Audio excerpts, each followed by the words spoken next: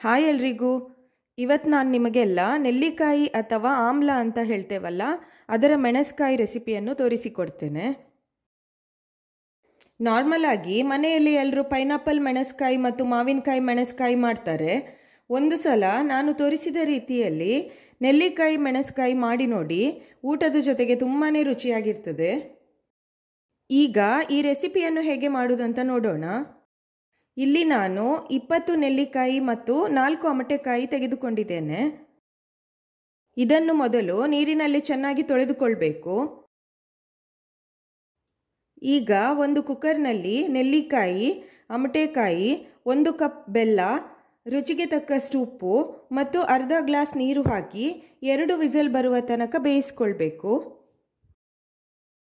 ನೆಲ್ಲಿಕಾಯಿ ಆರೋಗ್ಯಕ್ಕೂ ಕೂಡ ತುಂಬ ಒಳ್ಳೆಯದು. ಹೀಗೆ ತಿನ್ನಲಿಕ್ಕೆ ಇಷ್ಟ ಇಲ್ಲದಿದ್ದವರು ಈ ರೀತಿಯಾಗಿ ಮೆಣಸ್ಕಾಯಿ ಮಾಡಿ ತಿಂದು ನೋಡಿ, ನಿಮಗೆಲ್ಲ ಖಂಡಿತ ಇಷ್ಟ ಆಗ್ತದೆ. ಒಂದು ಪ್ಯಾನ್ಗೆ 2 ಸ್ಪೂನ್ ಎಣ್ಣೆ ಹಾಕಿ 3 ಸ್ಪೂನ್ ಉದ್ದಿನಬೇಳೆ, 2 ಸ್ಪೂನ್ ಕಡಲೆಬೇಳೆ ಹಾಕಿ 1 ನಿಮಿಷ ಫ್ರೈ ಮಾಡಿ. ನಂತರ 4 ಸ್ಪೂನ್ ಕೊತ್ತಂಬರಿ ಕಾಳು ಹಾಕಿ 2 ನಿಮಿಷ ಫ್ರೈ ಮಾಡಿ.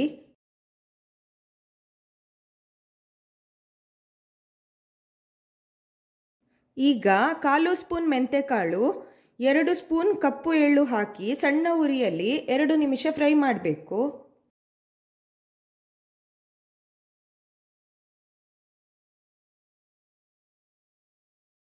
ಹತ್ತರಿಂದ 12 ಘಾಟಿ ಮೆಣಸನ್ನು ಹಾಕಿ ಫ್ರೈ ಮಾಡಿ. ಸ್ವಲ್ಪ ತೆಂಗಿನ ತುರಿ ಮತ್ತು ಸ್ವಲ್ಪ ಅರಿಶಿನ ಹುಡಿ ಹಾಕಿ 2 ನಿಮಿಷ ಫ್ರೈ ಮಾಡಿ ಗ್ಯಾಸ್ ಆಫ್ ಮಾಡಿ.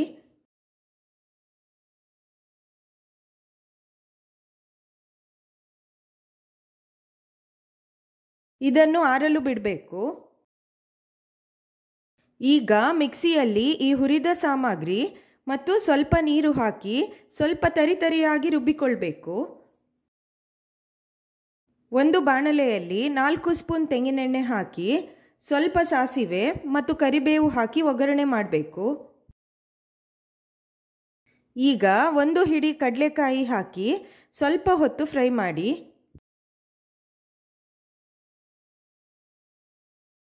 ಈಗ ಬೇಯಿಸಿಟ್ಟ ನೆಲ್ಲಿಕಾಯಿಯ ಮಿಶ್ರಣವನ್ನು ಈ ಒಗ್ಗರಣೆಗೆ ಹಾಕಬೇಕು.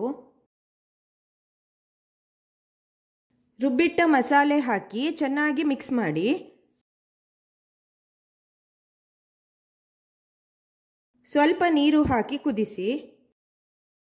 ಇದನ್ನು ಜಾಸ್ತಿ ತೆಳ್ಳಗೆ ಮಾಡಬಾರ್ದು.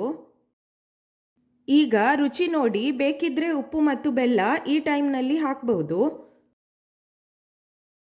ಬೆಲ್ಲ ನಿಮ್ಮ ರುಚಿಗೆ ತಕ್ಕ ಹಾಗೆ ಹೆಚ್ಚು ಕಡಿಮೆ ಮಾಡಿಕೊಳ್ಬೋದು. ಒಂದು ಸಲ ಚೆನ್ನಾಗಿ ಕುದಿಸಿ ಗ್ಯಾಸ್ ಆಫ್ ಮಾಡಿ. ನೋಡಿ ಮೆಣಸ್ಕಾಯಿ ಎಷ್ಟು ಚೆನ್ನಾಗಿ ಬಂದಿದೆ ಅಂತ. ನನ್ನ ಈ ರೆಸಿಪಿ ನಿಮಗೆ ಇಷ್ಟ ಆದರೆ ಲೈಕ್, ಶೇರ್ ಮತ್ತು ಕಮೆಂಟ್ ಮಾಡಿ. ಹಾಗೂ ನನ್ನ ಚಾನಲನ್ನು ಸಬ್ಸ್ಕ್ರೈಬ್ ಮಾಡಿ. ಇನ್ನೊಂದು ಹೊಸ ರೆಸಿಪಿಯೊಂದಿಗೆ ಮತ್ತೆ ಸಿಗೋಣ. ಬಾಯ್ ಎಲ್ರಿಗೂ.